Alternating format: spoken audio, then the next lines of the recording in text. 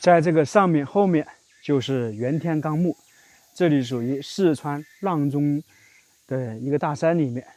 袁天罡我们非常熟悉的一个人物，袁天罡墓和所谓的李淳风墓都在这个地方。因为李淳风的墓在陕西还有一个，所以呢不知道真假是哪一座。但是他在阆中这2座墓呢，袁天罡和李淳风隔的是很近的，大概开车的话几公里，10多分钟。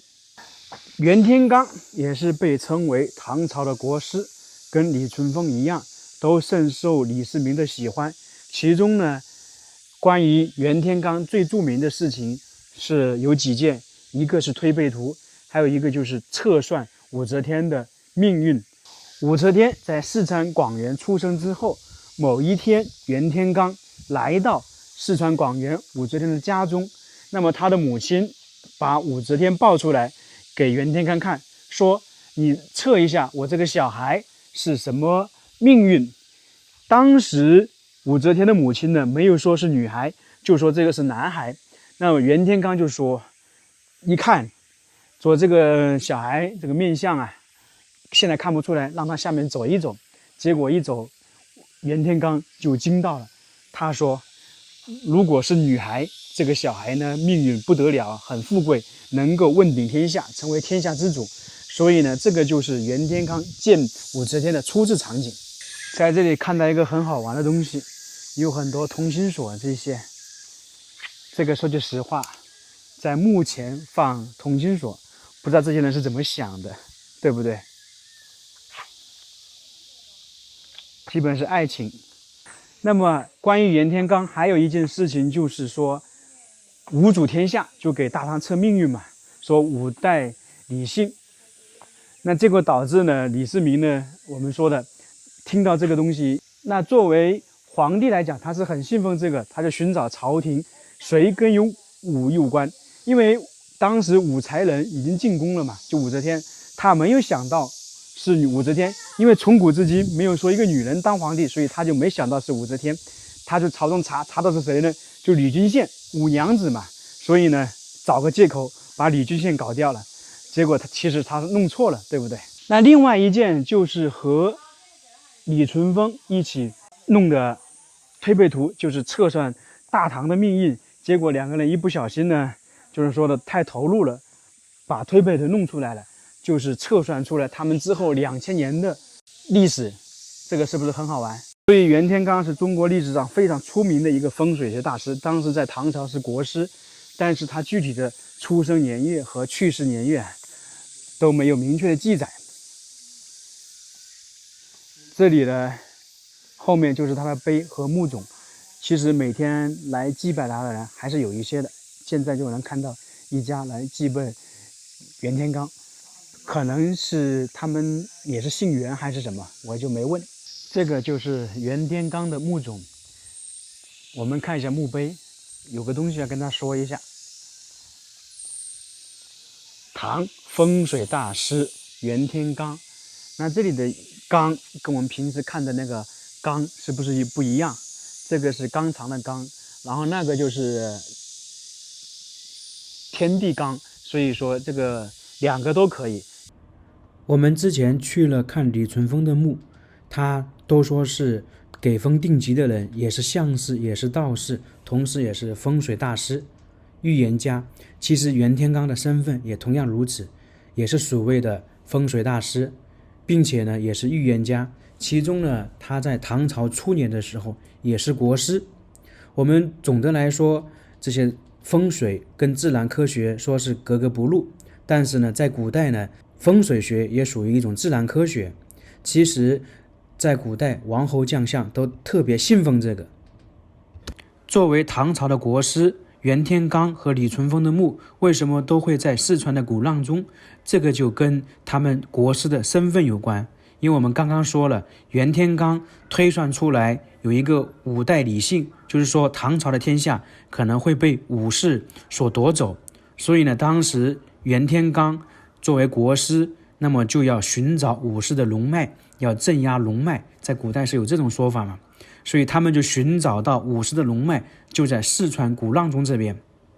当时有个说法，李淳风和袁天罡把武士的龙脉镇压之后，他们觉得这个地方非常不错，就想在这里呢寻找自己的万年之地。当时一开始是袁天罡选择了一个地方，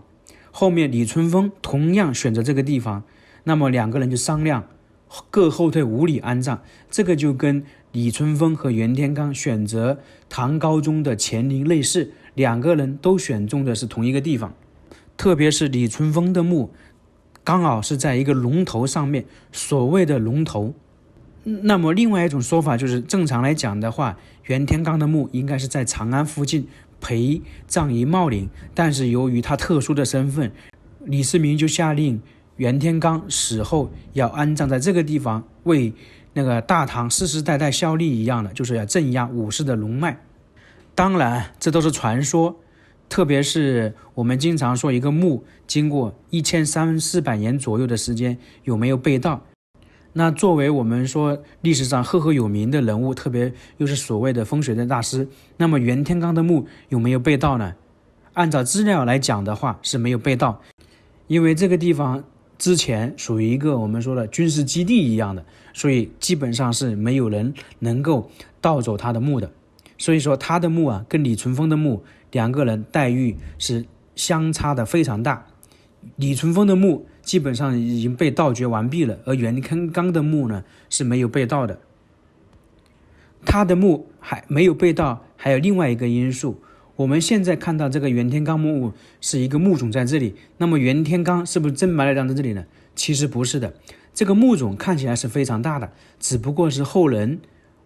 为了纪念李淳风而修缮的，里面呢是根本没有什么东西的。李淳风的墓在旁边我们看到是葬在大山当中，而袁天罡的墓同样也是葬在我们后面那些大山当中，具体在哪个位置无从考证，因为经过了1400年左右根本找不到。故而可以这样说，袁天罡的墓可以说是李世民命他把它葬在这里的，因为就所谓的来镇压龙脉。但是有一点呢，说李淳风和袁天罡把武士的龙脉截断了，但是看效果又失败了。为什么？因为武则天最终登基为帝，他等于是把唐朝灭了，建立了武周。只不过呢，后面武则天又还于了唐，所以在这一点上面，袁天罡和李淳风他们可以说成功了，也可以说失败了。首先说失败了，就是武则天登基为帝，建立了武周。那么说袁天罡和李淳风成功了，那就是说武则天最后呢又把皇位相当于是还给了李唐，就是他儿子。这个就看你怎么说了，就跟我们说的推背图里面的预言很清楚，但是呢我们只能说针对那个书去对比已经发生的事情，那肯定是预言的很清楚。如果没有发生的事情，我们不知道的事情，他提前预知到了，然后后面针对去对照，这样还有可信度。但是不管怎么样，袁天罡、李淳风和李世民、唐高宗李治还有武则天都有交集，因为袁天罡和李淳风还专门给唐高宗李治选过墓地，就是乾陵嘛，是由他们确定出来的。特别是有一部动画说的不良帅，描述的就是袁天罡一生都在为李唐奋斗，但是一个人的力量终究是有限的。就比方说袁天罡知道武则天可能篡夺李唐的江山，但是他也没有办法阻止，就像不良帅中演绎的，后面唐朝那么多故事，袁天罡都没有办法挽救，所以说历史的必然性就是这样的。但是有一点，按照资料记载，袁天罡的后人比李淳风的后人有出息，这可能能够给他一些少许安慰吧。